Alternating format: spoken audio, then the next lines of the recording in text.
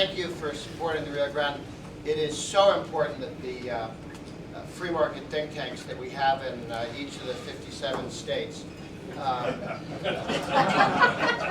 get the kind of support, because when we put these ideas out there, the advantage we have is our ideas make sense, and it doesn't take quite as much energy to get them across the finish line as their team. What's happening in the States is going to change and determine the nature of the future. People at tables have this map here. This is after the most recent election. Remember in 2012, the New York Times announced the modern Republican Party had ceased to exist as a national force. There are 24 states that are red here, that have a Republican governor, a Republican House, and a Republican Senate. 24. 150 million Americans live in a red state. That's half the country. There are 7 blue states. Democrats run the House, Senate, and the governorship, and that is, those 7 states have 50 million people in them, 1/6 of the country. And then the yellow states have both houses red, both houses Republican, but not yet a Republican governor, and then the green states have both houses Democrat, but not a Democratic governor, and the white states, New Mexico being one, have a divided legislature. But you can see, most of the countries either decided to go one way or the other. And half the country has a Republican governor and both houses. So if the Republicans can sit down in a room and make a decision, they can turn their state into Texas or Hong Kong as quickly as they want. And the blue states can decide to become California or Greece as quickly as they wish to. This is important, and the states are more important than they have been in the past, partly because in Washington, D.C., for the next 2 years, we're going to have gridlock. The president has the veto. He can stop anything sensible from happening.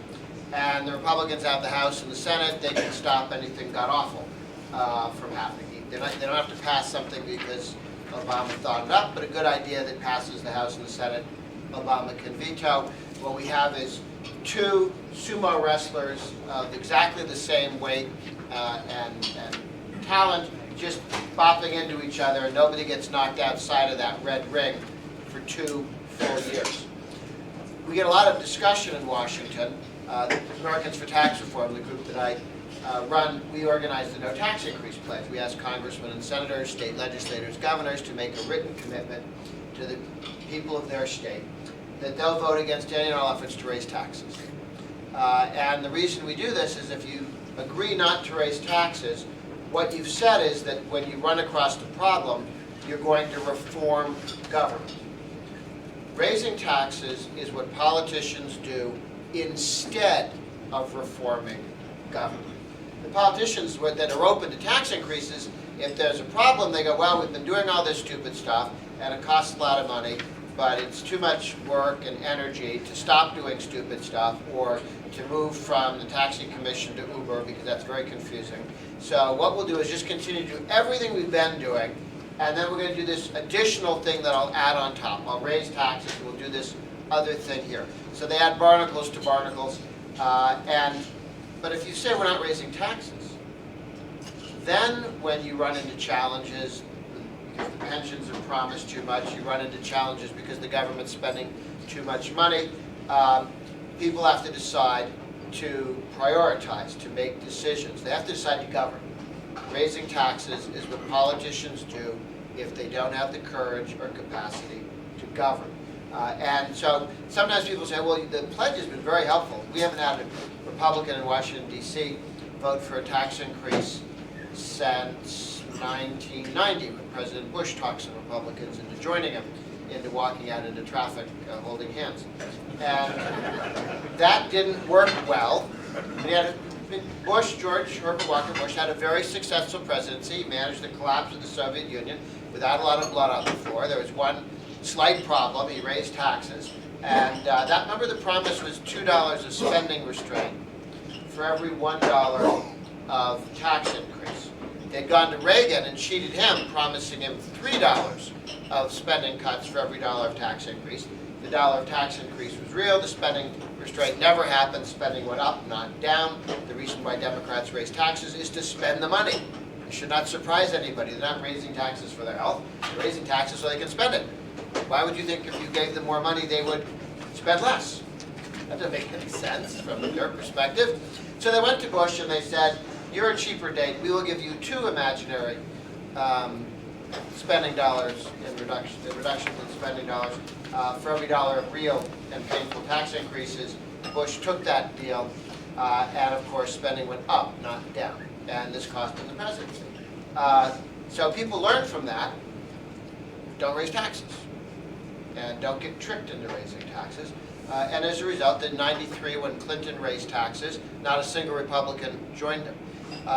And then no taxes were raised from no net tax increase, this is moving around, but no net tax increase from '93 until 2009,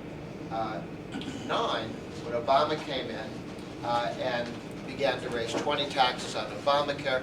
Remember, he promised he was only going to raise taxes on people who make more than $250,000 a year. 16 days into the presidency, he raised taxes on tobacco. Average income of the people who use tobacco was $40,000 a year. 16 days it took for him to move from the promise to, look, I'm just trying to raise money. The other was to get elected. This is to get cash. And not a single Republican would go along with the tax increases in Obamacare or Obamacare, period.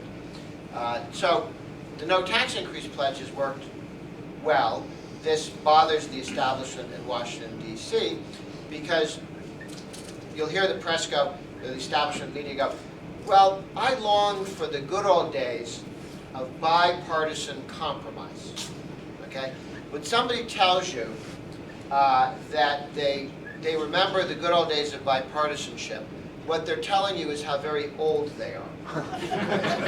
Because if you are old enough, you remember when everything in Washington was bipartisan, because the liberal Republicans would get together with the liberal Democrats, and they'd fight the conservative Democrats and the conservative Republicans, and everything was bipartisan because the jerseys didn't mean anything. Okay? The little old lady from Mississippi who agreed with Ronald Reagan on everything and voted for George McGovern because Sherman had been unpleasant to Atlanta recently.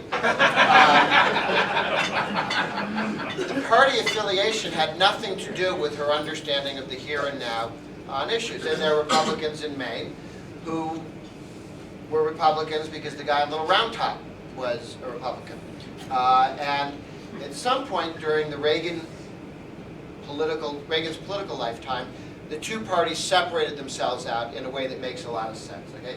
If you want to have an expansive view of the state should do a lot of stuff and tell you how big your Slurpee can be, and just have a whole series of rules, and then there's very little that they can't tell you, then you're Democrat. If you have a more limited view of the role of the state, a more expansive view of individual liberty, then you're Republican. So we don't have the bipartisan. Okay? The other thing we don't have is the compromise they like to talk about. When they go back to sort of Nixon, right? Nixon wanted the government to get bigger, and Teddy Kennedy wanted the government to get much bigger. So every year they'd get together and compromise, big knockdown, drag out, all this. So we're going to get bigger or much bigger, and they'd get sort of bigger. And then the next year they'd go through the same thing, and it'd be sort of bigger again, and then a year after that it gets sort of bigger, and the year after that it's sort of bigger. And after a while, the government was pretty big. It never got smaller, it just got bigger. Not as fast as Kennedy won, but it was always moving in the wrong direction. Now today we have two parties.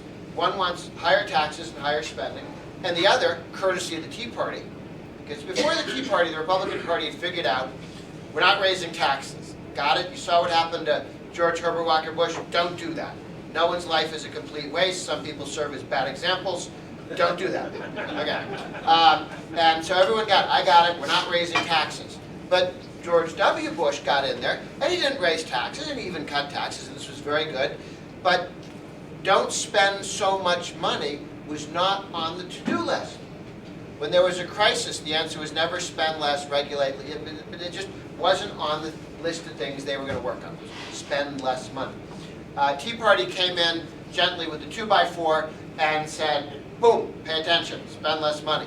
And people got it, and that we actually ended earmarks, which is a huge, huge thing. In Washington, D.C., earmarks, where when a politician will go, you know, we'll have the little spending bill, and I stick a little thing in that money goes to the University of Arizona, and I do this every year, and then when I'm done being a senator, they make me president of the University of Arizona, I get all my money back. But this really was the currency of corruption. People would sell earmarks for campaign contributions. They would sell earmarks for future employment, real cash, pensions.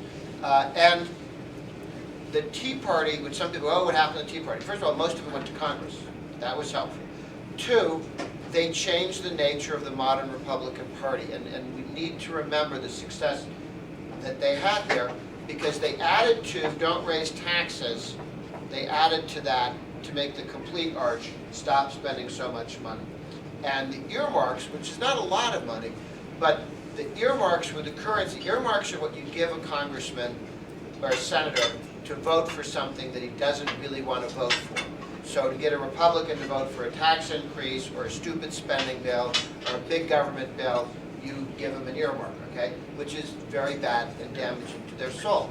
Now, I don't mind earmarks to Democrats so much, because we gave earmarks to Democrats to get free trade agreements and tax cuts.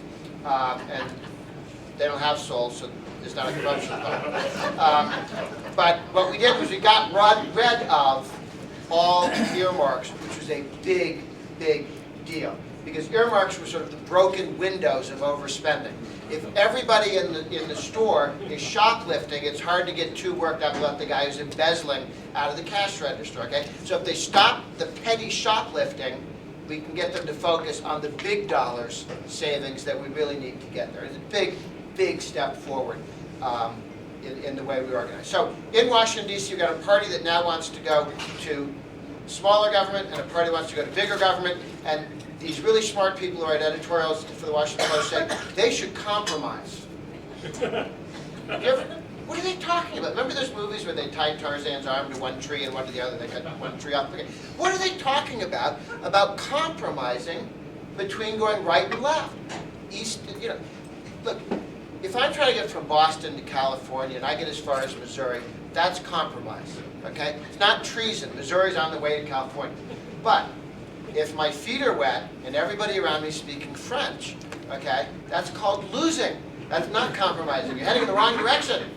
And we now have two parties that want to go in two political movements, two parties want to go in different directions. And so there's not a compromise. When we won the sequester, and Obama made two fatal errors in politics in his presidency. The first was when he agreed to the sequester, which limited total spending over a 10-year period. He thought he was tricking us. He said, we'll have a sequester, it'll be half on Pentagon spending, half on domestic discretionary spending, and he knew that as soon as the Republicans realized that half was on the Pentagon, we'd come back and say, could we raise taxes instead?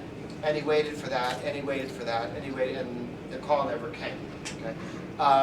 And the answer is, there's a lot of money we can save in the Pentagon while maintaining a strong enough defense to keep the Canadians on their side of the border and otherwise discipline the planet. So there's but he thought he was tricking us. He said, fine, we took it. So there's a limit on spending for the next 10 years. That's why the president plays a lot of golf, okay? Because he can come up with all the interesting ideas he wants, and they're just not happening because of the sequester.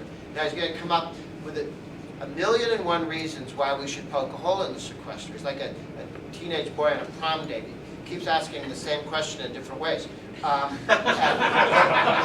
he'll come back and he'll go, what about this? And what about this? And the answer is no, no, no. It doesn't do any good to go no, no, yes. That screws up the whole project. You just got to keep with a no. The second thing he did wrong, from his perspective, I think it's wonderful, okay, but I don't think he was trying to help us, was when he made 85% of the Bush tax cuts permanent. Remember, because of the rules, that need 60 votes, and with 51 votes you could only get a tax cut to last 10 years, and then like Cinderella, at the end of 10 years, everything turns into a pumpkin and the rats and everything, poof, it's all gone. The tax increase disappeared. Tax cut disappeared. What he did, what he should have done, is extended 85% of the tax cut for a year or two. So then he'd come back and negotiate with us, would you like some more tax cut?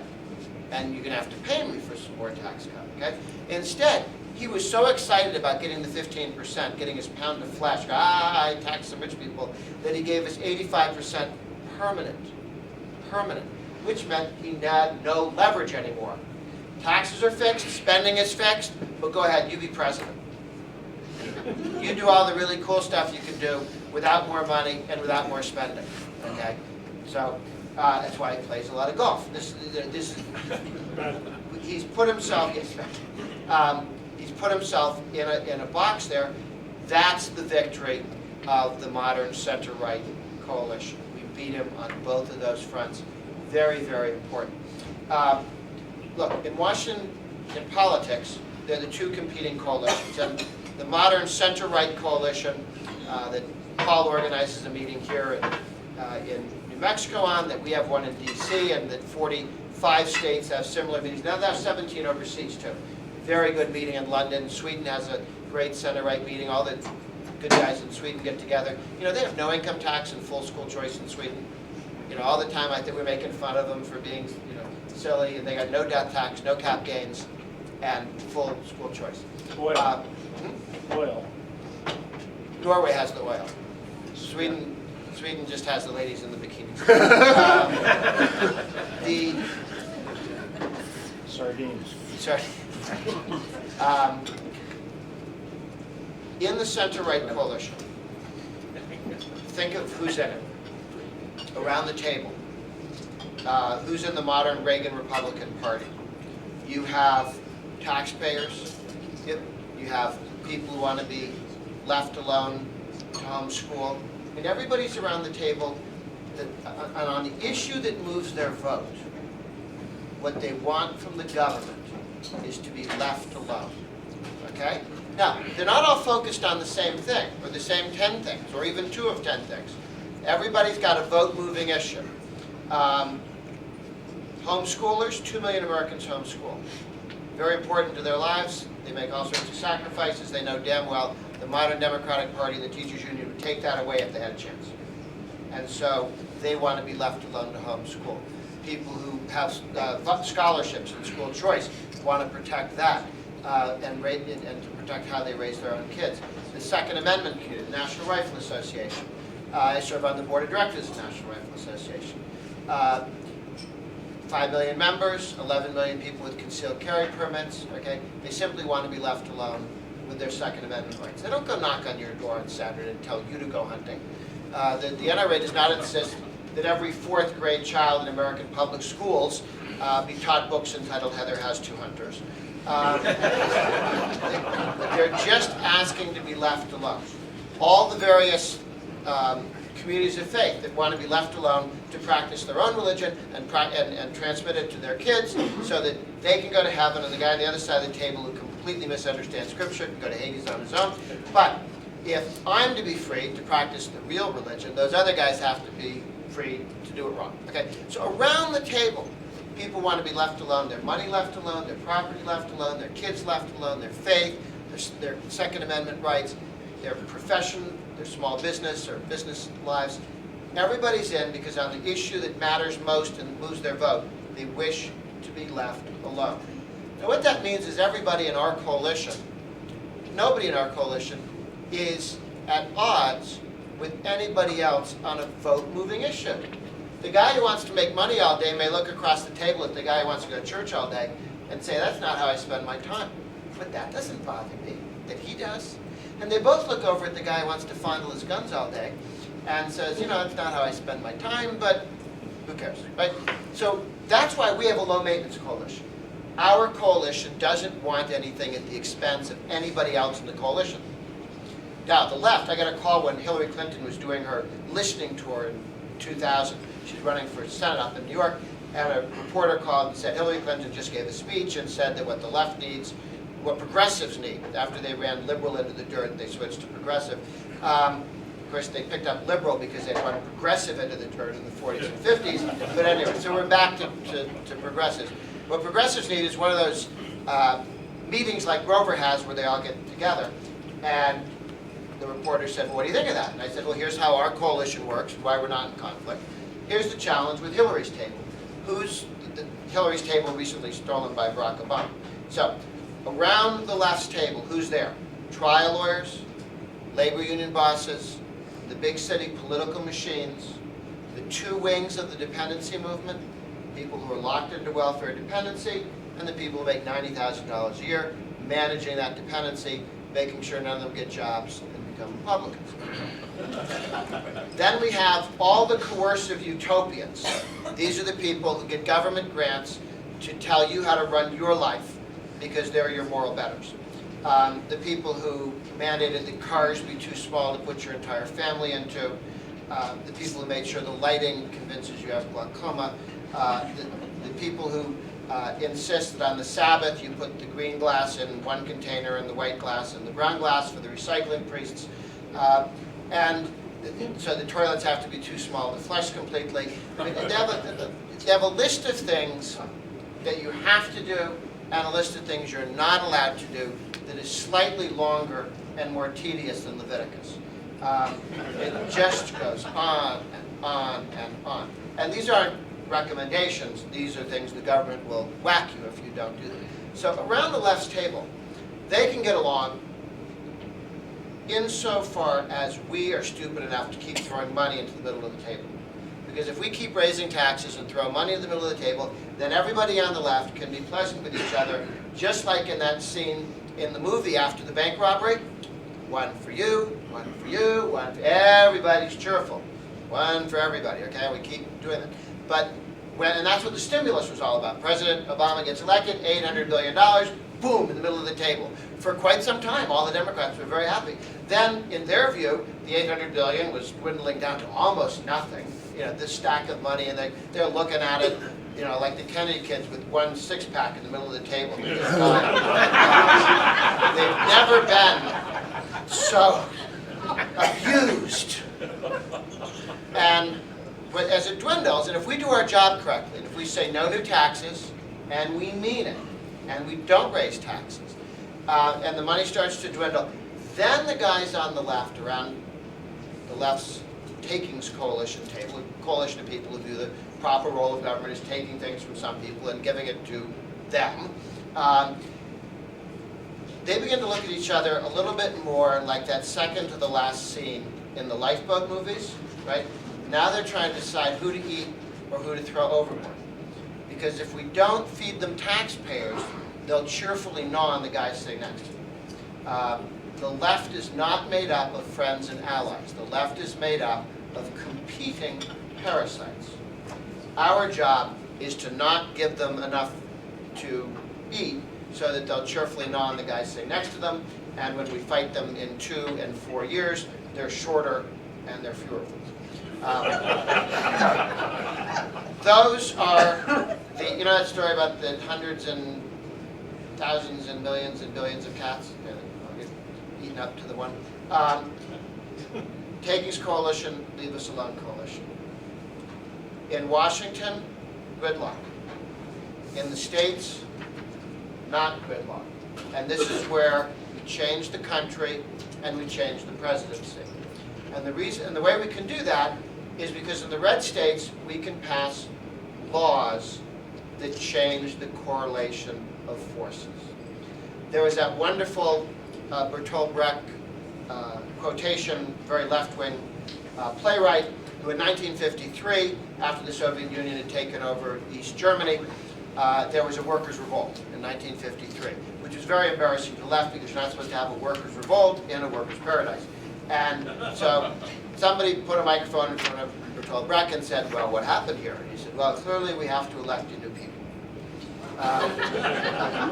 Because it couldn't be possible that the communist dictatorship had made a mistake. It must be the people that are all messed up. We need new people.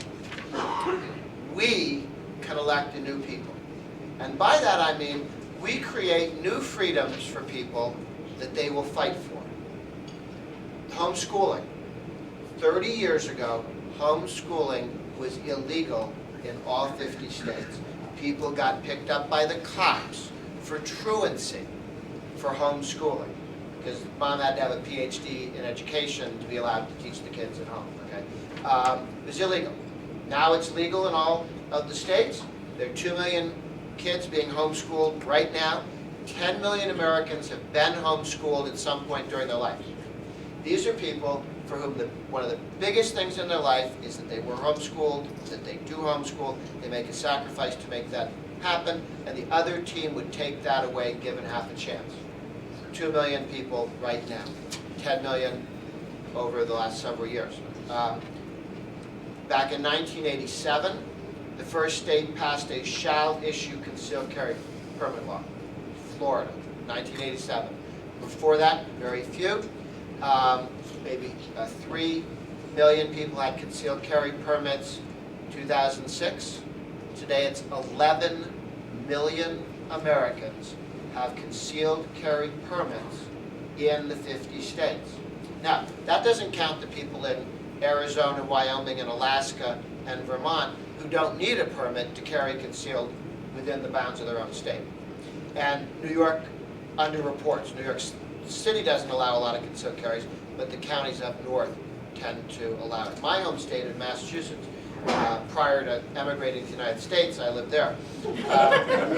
And they, in Massachusetts, we have 250,000 people with concealed carry permits. 250,000. It's shall issue. It's may issue. May issue. They may give it to you. So if you live in Boston, no chance unless you give the mayor a lot of money. But you go 12 miles out to where my parents live, we have more concealed carry permits in that town than in any, as a percentage of the population, in any town in the state. Also more gay marriages. But I'm wondering what the Venn diagram looks like on that. But, yeah. Mom and Dad live there, they're happy. The movement to dramatically increase the number of people with concealed carry permits changes the nature of the electorate. The person who says, you know, I really appreciate these government services, and if I was to be attacked and mugged, there would be these people that my taxes pay for who would come and draw a big white chalk line all around my body, and this would be very helpful. And then there are people who say, you know, I think I'm going to carry a gun in my purse and small in my back in my car. I think I'm not going to be inside that white chalk line. It changes the nature of who a person is when they've decided to take control of their protection of themselves and their family. It's not the same person, okay? I think hunters are fine. I was just out annoying geese just last weekend. However, the guy who keeps a gun in his basement and takes it out to annoy Bambi's relatives periodically does not have the same relationship with the Second Amendment as somebody with a concealed carry permit. It's just different. And we have dramatically increased the number of people for whom the Second Amendment is a vote-moving issue. It is a different person. School choice. About 10% of the kids in the country go to private schools. They just passed vouchers, school choice vouchers in Louisiana for 380,000 people. 380,000, $5,000 vouchers to go to a school of their choice. 500,000 in Indiana, 250,000 in Arizona next door. In Louisiana, now the left likes to say that demographics is going to determine the future.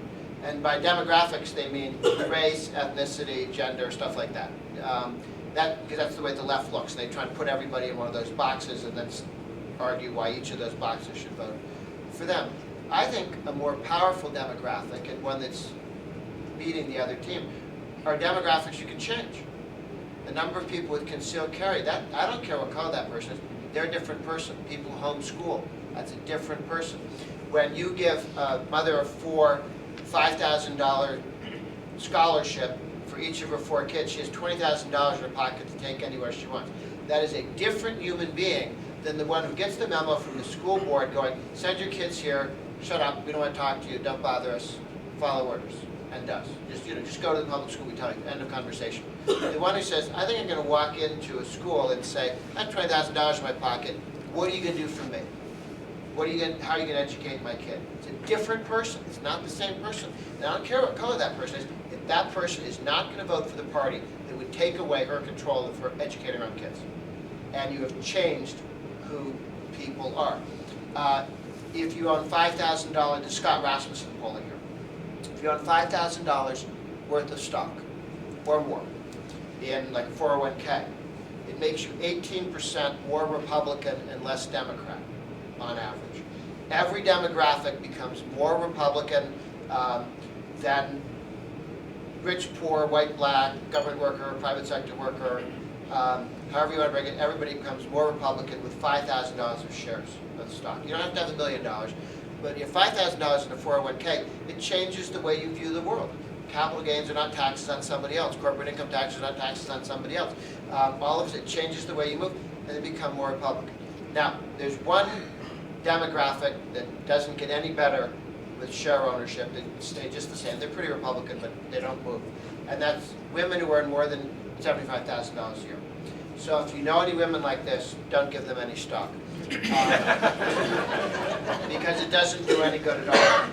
However, if you buy them a gun, that helps. And unless it's one of those really cool 50 caliber jobs, right? It's a lot less than the $5,000. So when you have more 401k, why did the president in his budget decide to kill 528 college savings? What was that all about? Doesn't that sound stupid? 529. 529. You said 528. 529. 529. Sorry, the other's a phone number. 529. It got some flack, and the Americans for Tax Reform, we're proud to say we helped create some of that flack for them. But why did they do it? Because they don't like 529 college savings plans. There were 12 million accounts. 7 million families have 12 million accounts. I thought that's an argument against doing this. No, that was an argument for shutting them down. They don't need that many independent people. They came out for capping 401ks and IRAs, right? Remember? And with a cap, you can start to lower it. They already attacked flexible savings accounts, damaged them as part of Obamacare. They damaged health savings accounts as part of Obamacare. Their goal is to contain, what is it they want to do with ISIS? That's what they want to do with our savings accounts. Degrade and destroy. First you degrade it, then when you've got it knocked down, you destroy it. Their goal is to end that. There was a woman who was an economist under the Clinton guys who said, you know what we should really do is roll all those 401k tax-advantaged savings accounts into the Social Security system, basically, and consider all of the money that you've made tax-free to have been a gift, which they take back, and then everybody will get Social Security, and people who've been saving will help pay for the fact that Social Security has a $10 trillion unfunded liability, and they're going to pay for it by grabbing those. And we laugh, but that's what they did in Argentina. When their public system went, they grabbed the private savings to bail out the public system. That's the direction that the Obama guys want to go because they see the growth of independent families with those kind of savings, and they don't like that. So what we can do at the state level is create more of us, more people in the Leave Us Alone coalition, more concealed carry permits, more homeschoolers, more people who go to private school with scholarships and vouchers, more people who are saving and investing, more self-employed people. Why does the left hate Uber? Why do Democratic cities and Democratic governors try and shut down Uber? Okay, because you have hundreds of, they ask Uber people, they don't tell me how many guys they have working for them, but it's hundreds of thousands in the States. And they're all independent contractors. They're not unionized cab drivers like in Las Vegas. They're independent contractors. They work their own hours. They're self-employed. And in New York City, they make more money than cab drivers. That's one place they've been able to study it. It's more productive. So the other team doesn't like that level of autonomy. At the state level, we can create more of this. When you get rid of a tax, you make it very difficult to ever put that tax back in. That's why zero income tax is such an improvement over a low income tax.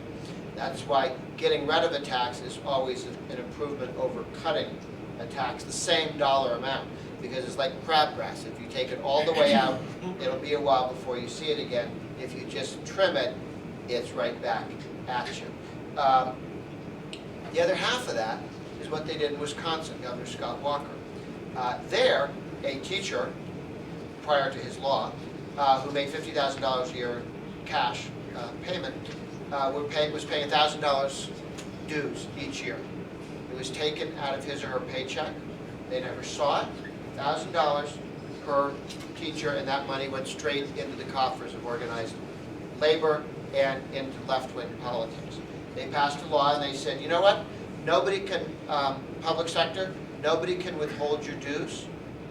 They can't take it out of your paycheck so you never see it. And it's voluntary. If they want your $1,000, they can come knock on your door. They can write you a strongly worded letter, but you don't have to give them anything, and they can't take it away. Now, on the other hand, they said labor unions cannot negotiate. You can have a labor union. You can't negotiate pensions because weak politicians promise the world in future benefits when they won't be around to have to deal with it. No benefits negotiated, no work rules negotiated, no tenure negotiated. You can negotiate pay up to the rate of inflation, full stop. You want to do more than that, you put it on the ballot so people can vote on it. Okay? What they've done is they've made organized labor significantly shorter. Shorter, about somewhere between $60 and $100 million a year in that state alone in less union dues each year.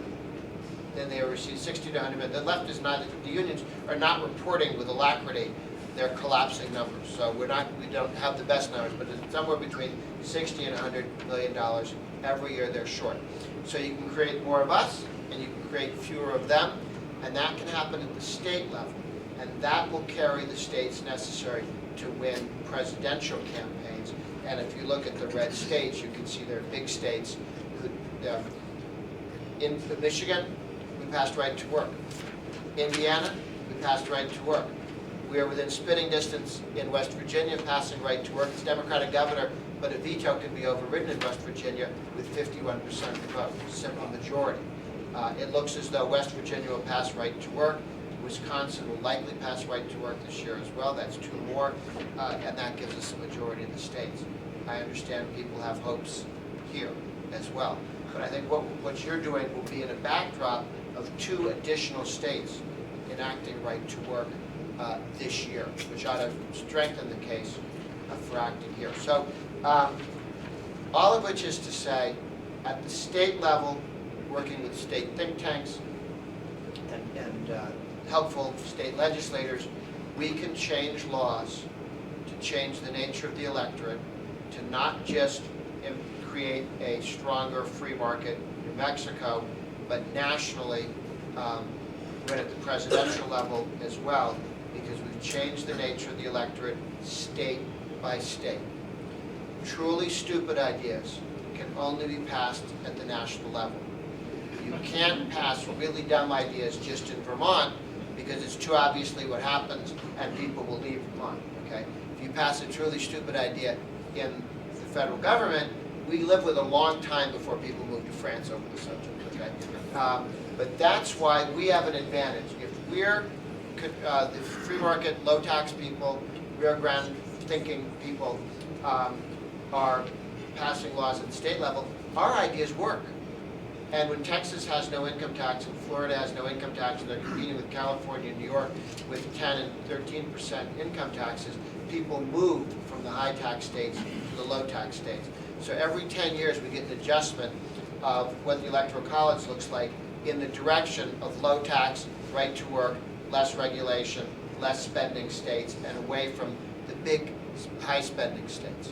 So this changes, again, the electorate changes the Electoral College, and it happens at the state level, which is why your support for state think tank here in New Mexico and Paul's work is so important, because people in Massachusetts benefit. When you do something good, it helps Massachusetts because more people will leave Massachusetts.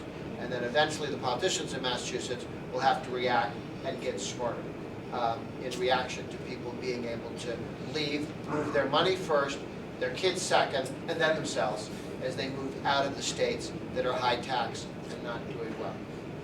Thoughts, arguments, Questions? questions? Yes. Two questions. Thank you for gracing our state coming here. That brings in Paul for bringing you in. I think everybody's drinking the Kool-Aid here that we believe in small government, low taxes, and the government out of our life. Why the hell are we against gay marriage? That is a quandary. Now, that's a moot question because it's pretty much going to be over. But the real question I have is, how do you feel about gas tax if it's pegged for infrastructure? That's an interesting fight. We've got the governor of South Carolina has said we need to have more money for roads, so she's willing to have a gas tax if she can have $1 billion in extra income tax cuts. So gas tax up, income tax cuts much larger than the gas tax increase. So the same bill, it's an overwhelming tax cut. What it does is it basically earmarks, assigns more tax dollars to roads and not to other things. There's a challenge with that, and that is that politicians have been promising, remember the lockbox conversation Yes. of Al Gore's? We're going to put all the gas tax in a lockbox, and the politicians won't be able to break into it. Okay? Yes, they will. You know how many of those tombs in Egypt they find? They've all been broken into. Like Tutankhamun was the only one they didn't get. These things, they got traps and they got this, that, and the other thing. There's money inside them, okay? Hard-working, tomb thieves will get to it. And politicians are hard-working too. They just have the morality of tomb thieves. And people who loot graves. We need to figure out how to make that work, if possible at all. My recommendation to some of these characters is do the budget for the roads first and then the budget for everything else. What they like to do is do everything else first and then get to the end of the year. We have no money for roads. What's the thing they know? The reason why they hold roads hostage is they know people want roads, okay? Infrastructure, politicians say infrastructure the way people do duck calls. It's to get the ducks to fly out you so you can shoot them. They go, infrastructure, woo, and the people bring their money and then they steal it, okay? And they don't build, they call it infrastructure because they used to call it roads and then people would go, we've been paying all this money for roads, how come there are no roads? No, it's infrastructure. Oh, infrastructure. Yeah, it's the kind, you can't see it, but it's there. We've been building lots of infrastructure, not so much roads, but infrastructure. Infrastructure can also be, bike paths and New York City subways, light rail, stuff in New York to move people from LA to San Francisco in more time than a plane would get you there. In Wisconsin, they just passed a constitutional amendment that says the only thing you can spend gas tax money on is roads. In the previous 12 years before Scott Walker showed up, they took $1.2 trillion that was from the gas tax and spent it on other things. Okay? And then they had the nerve to come and say, don't you like roads? Okay? Well, the people who've been taking your money and promising to spend it on roads, who don't spend it on roads, then turn around and want you to give them more money. Do you really think they'll spend it on roads? I don't think they'll spend it on roads. If they wanted to spend it on roads, they'd have spent the last dollar on roads.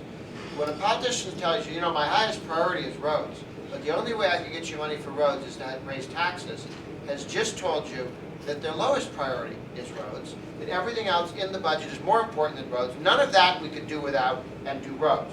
The only way to get money for roads is to have new and higher taxes, then we would get roads. But everything in the budget is more important than roads. So they say it as if my top priority is roads, that's why I'm willing to raise your taxes. Their lowest priority is roads. So it's a very difficult challenge. I think that the constitutional amendment they did in Wisconsin is helpful because you can go to court if they try and move it otherwise. It's got to go to roads and bridges, not transportation or infrastructure. And Bill, there is an effort underway in New Mexico to repeal our Davis-Bacon law, which increases artificially the price of roads, schools, anything else. And that, I would say, is maybe 1A or 1B relating to that, because Ohio did a study. Their legislative service is not a think tank like us that has maybe an agenda. Their legislative service said 12% higher spending when you have a Davis-Bacon law. So New Mexico could afford more if we just got rid of that. Yeah. The federal Davis-Bacon Act raises the cost of everything built with federal dollars by about 25%. 18% goes out to subways in New York and big cities. So 25 and 18, that's what they take off the top before they pretend to put it into roads, okay? So step one is let's stop diverting your gas tax money to subways and stop paying Davis-Bacon rules that are unnecessary. And there are many Davis-Bacons at the state in many states that add a little addition on as well as that. So there's no shortage of money. There is complete waste. And if you got rid of Davis-Bacon and you got rid of the diversion and you then decide you want another gas tax, you should take something else off the table of a larger amount. Yes? The penny plan, This guy and then you, yeah. penny plan is something Joe and Jane's six-pack can understand. Is it gaining any traction? The which plan? Penny plan, 1 penny out of every dollar. Oh, To balance the budget in 5 years. Penny, the former Congressman Penny, or? No, it's a plan, Grover. It's, Penny plan, take 1% of the federal budget, cut the spending by that every year. Oh, okay. Pretty soon we've got a balance. There was a congressman named Penny who a number of years ago had a similar project based off his last name.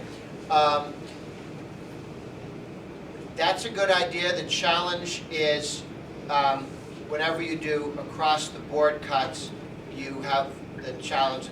Some parts, as surprising as this sounds, some parts of the federal government are actually useful. Someday I'll meet it. No, but they are. And you prefer to get rid of the stuff that's completely wasteful 100%. But if they're not willing to do that, that's kind of what the sequester does. The sequester is not 1%, but we've taken spending as a percentage of the economy, of GDP, from 24% to 20. Okay? So 24 to 20, that's because of the cap. That's spending. It's not it's not deficit, this is spending. It's not like we raised more taxes and that's what, no. This is actual spending as a percentage of the economy. Real efforts, and it is across the board and it looks kind of like the penny plan. That is how we got to balanced budget under Gingrich. The original, you'll hear people go, well, remember when Clinton balanced the budget? No. Clinton raised taxes in '93. If you looked at his charts, he raised taxes and then he was planning on spending $200 billion every year more than the additional taxes. So out 8 years was $200 billion a year deficits, just more spending because of the more taxes. Taxes had nothing to do with bringing the deficit down.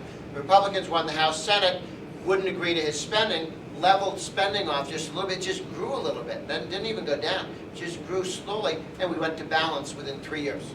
So with any sort of economic growth, more revenue comes in, and limiting the growth of spending modestly over a protracted period of time dramatically brings the deficit down, but spending down as well as a percentage of the economy. Yes, and then here. Yeah, in the back. Who's the most limited government conservative running for president on our side in 2 years? At the presidential level, the good news is most of them are moving in the right direction. And the question is, whose strategy or tactics do you think is most useful, and who's most likely to get across the finish line given that the other team's shooting at them? You go around, you've got Chris Christie running, who dropped $130 billion out of their unfunded liability in their pension plan with a Democratic House and Senate. Not bad work. Didn't raise taxes, vetoed every Democrat tax. has a Democratic House and Senate, so New Jersey's progress is kind of great on a curve, but not bad for New Jersey. Scott Walker, a series of when you approach Scott Walker, he sits on a throne made of the skulls of his enemies. It's very funny. And you go, oh, that's the guy from the AFL, I remember him. I mean, the AFL-CIO nationally tried to crush this guy 3 times. He's still standing. I actually have the pen he signed Act 10 with. And the reason is I was visiting with him that morning. It wasn't scheduled to be when we agreed to get together. It wasn't the day he was going to sign the bill, but it was the day he was going to sign the bill. From 9 to 10 in the morning, we're at his house because the Capitol is surrounded by tens of thousands of demonstrators. You can't get to the Capitol. So he's out at his house. 9:30, somebody comes in and says, Governor, I need your second. He comes out, comes back. 5 minutes later, hands me this pen. He said, we had some collaborator counties trying to sign union contracts before 5 o'clock. So I signed the bill now. And so I have this little cheap pen. It's not one of the cool pens you get where they do, you know, it's this little Scott Walker governor pen. So anyway, but it's kind of nice. And then later that day, they did the big signing thing with the legislators. But he's had a whole series of accomplishments. You go to Rick Perry, who's been governor for 14 years. But you know, one of the best run small and limited government states for a long time. And has governed well, did a very great tort reform constitutional amendment. Sort of everything you could imagine in tort reform stacked up together in one Dagwood sandwich, and Texas ate the whole thing at once. Louisiana, one of the smartest guys around, Bobby Jindal, is governed very well there. He got massive school choice, got them to sign an ethics bill in Louisiana. And what happened was he said, well, after you guys pass all my bills, I'll sign a pay increase for you. So they passed all the bills, including the stinking ethics one. Then he goes, okay, I'll now sign the pay increase. And citizens started taking out recall petitions on the governor because he said he'd agree to do the pay increase. So then they wouldn't even pass it because they were scared, and they've been hitting him ever since because they go, he fooled us. He said he'd do it, and he knew darn well that when we gave him everything, and then he cheerfully, I'll go sign it, come on, give me the pay increase for you guys, I'll sign it for you. They couldn't do that. So they didn't get their pay increase. They don't like it. But he's governed very well. Jeb Bush in Florida, 8 years governor, governed competently, Republican state. Rand Paul, who's been fascinating and interesting in a whole series of issues. I think there's just an incredible collection of talent. They've got Hillary Clinton and Joe Biden, right? I said Joe Biden, but then even Joe Biden left, right? Yeah, I'm sorry, but on talent. I mean talent. No, they've got Hillary Clinton, organized labor, trial lawyers, half of Hollywood, the news media. It's a tidal wave coming at us. But in terms of talent, right? I mean, if Hillary Clinton retired and became a monk somewhere, who would they have, right? I mean, we've got a collection of people, any one of whom would govern, I think, quite well, whose instincts would be largely good. Would choose, would you like bigger government or smaller government? They make the right call each time. And they've got Hillary. First of all, you heard it here first. I think that Governor Brown of California is going to challenge her and take her down. I don't think she'll get across the finish line. But if she is the candidate, she's the face of the past. So I like a lot of our guys. And as long as they all sign the pledge never to raise taxes, I'm completely indifferent to which one goes. Yes? I'd just be interested to know how you feel about the Trans-Pacific Trade Investment Partnership and the Transatlantic Trade Partnerships. I think that's a serious matter. These are the two trade agreements that we've been negotiating with a bunch of Asian countries and a bunch of European countries, and there may be a trade promotion authority, TPA, Trade Promotion Authority. They should at least make these acronyms a little different. And the Trade Promotion Authority would say, you go and negotiate something with all these other countries, and when you bring it back, we'll vote up or down on it. We're not going to amend it. But it doesn't quite work that way.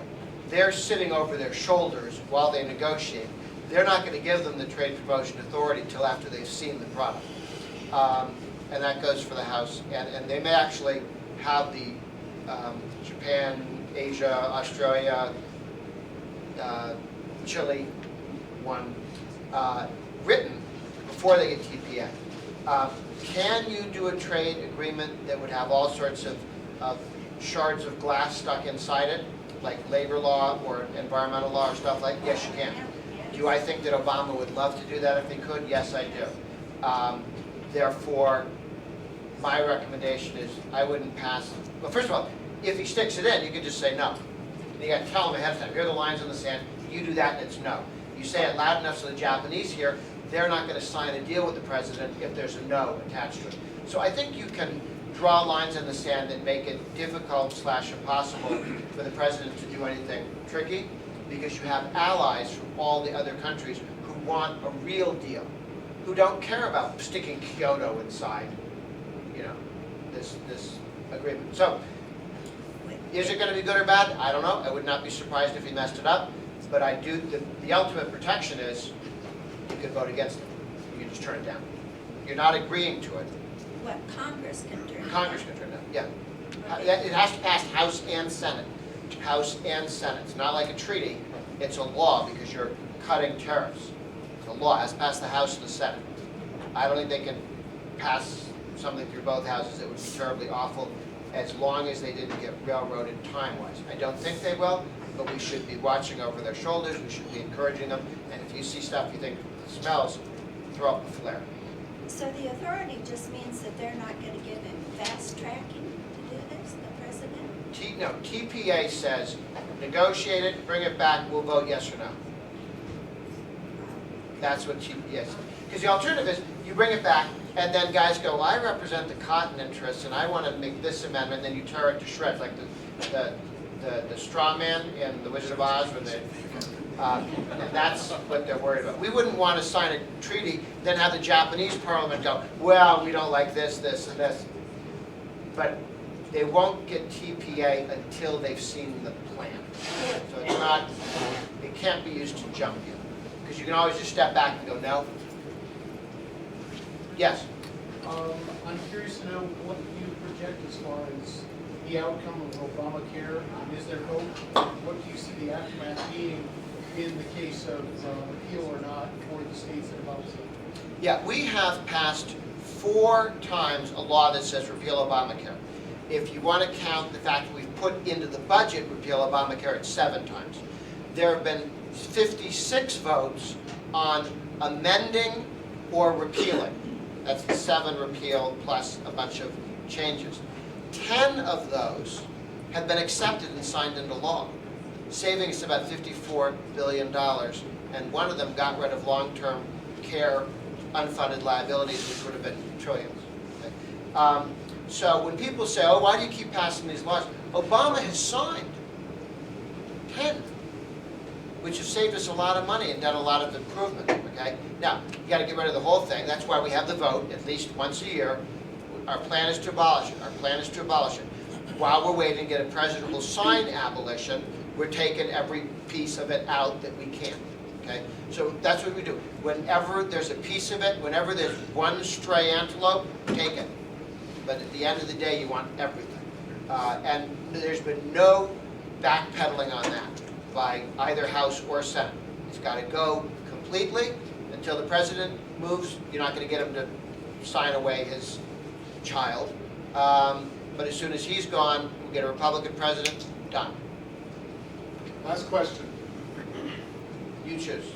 Not me, doesn't matter. I got to go to deferentially to the county commissioner, elected official Wayne Johnson. Thank you. Sorry, guys. I'm going to take you back to your question or your analogy about the Dependency Coalition and the Leave Us Alone Coalition. Yeah. And one of the things I find on a local level is the Dependency Coalition, then you got money in front of them, they show up, and they want to be at that table where you plunk down the money. The Leave Us Alone Coalition, by their very nature, hard to get to the table in the first place. So how, if you create more, do you get them to move the needle in public forums where you need them to show up, when you need them to write op-eds, when you need them to contact all of their legislators, how do you get them to stop being part of the I'm going to be doing my own thing coalition? Well, doing your own thing coalition is one thing, but it's the leave us alone that motivates them to be able to do their own thing. Okay? And I just think we have to highlight the freedoms that people have and the new freedoms we create. We need to make them dramatic and big. Every time you get a 401k or a 529 or an HSA and they grow and grow and grow, every year they become a bigger part of somebody's life. And we need to remind them they're being threatened, which is why I'm reminding people 529 was not a mistake. It was on purpose, okay?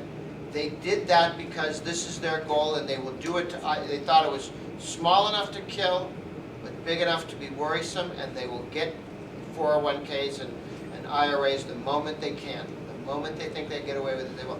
And we need to remind people this, because sometimes people don't know that something's threatened. And part of what we have to do is remind them that it is, and that they can do something about it. The other team wants to take X away from you, your Second Amendment rights, your ability to homeschool, your religious liberty, your property rights, your income through taxes. They want to do that, and you can stop them, and here's how. And so you got to go, there is a real threat, there is a way to stop them, and here's how you do it. And that's our sales pitch to remind our guys to play. The other thought I'd end with is the argument between tax complexity and lower taxes. And here, I think we have a lot of conversations about this. I think the simpler and more transparent taxes are, the easier they are to keep them low. The reason I'm for a single rate tax is not that it's fairer. Taxes is taking money from people who earned it and giving it to people who didn't necessarily earn it. Fairness is not part of that process, okay? The reason I like a single rate tax is that everybody in the room has an interest. And everybody in the room, if we're going to raise taxes, in Massachusetts, my home state, we have a single rate tax. By Constitution, we have an income tax, it's 5.25%, and it's single rate. 5 times the Bolsheviks in Massachusetts have put on the ballot, let's go to a graduated income tax. That's what we should do, graduated income tax. 5 times Ted Kennedy, George McGovern, blue Massachusetts has voted down a graduated income tax, which at the national level, the Establishment Press tells us we've all agreed to. I don't remember agreeing to it, but we've all agreed to it. And we all like it, and nobody disagrees with that. And we've all, that's a matter of principle now, we're told. Not in Massachusetts, it's not. Not in Illinois, it's not. Single rate in Illinois, they tried to make a graduated tax and they couldn't get it done. In Illinois, okay? Can you get to a flat tax? I don't know, I think so, I hope we will. When you've got a flat tax, can you get away from it? Very difficult. Because with a flat tax, when the politicians say, I've got a really good idea, and you're all going to pay for it, then we're all listening. That'll be pretty good.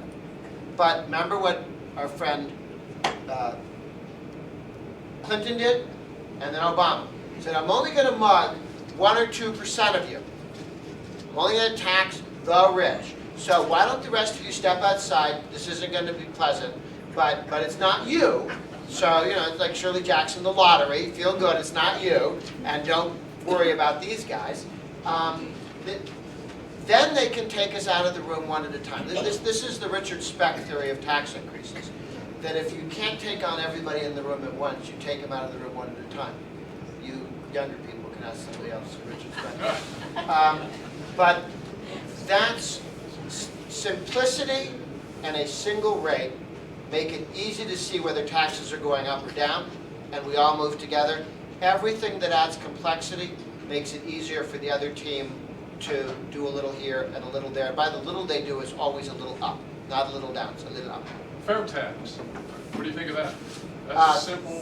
Fair tax, this is the get rid of the income tax, abolish the 16th Amendment. And the IRS. You actually have to pass a constitutional amendment forbidding an income tax because this Supreme Court would not consider the absence of the 16th Amendment to stop an income tax. You have to say, get rid of the 16th Amendment and put in a law that says you can't have one. As they just did in Florida and as they just did in Tennessee recently. Constitutional amendment, you may not have an income tax in the state of Tennessee. They haven't had one, but they decided to put it in the Constitution too. because otherwise you could get a vote, single vote. Both the flat tax and the fair tax take you to a single rate tax that taxes consumed income one time. They're economically the same thing.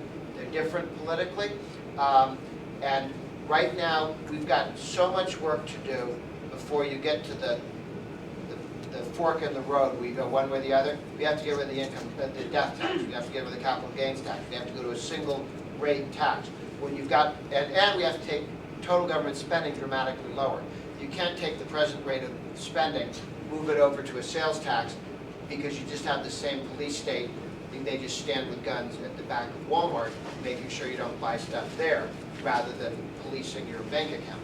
So if you can't have a sales tax as high as you need to replicate this, and not have the police state show up to manage it. So we need to drop spending, get rates down, get rid of the double taxation, and then you can move forward. Flat tax, sales tax, retail sales tax, both fine. All right, thank you very much, Grover.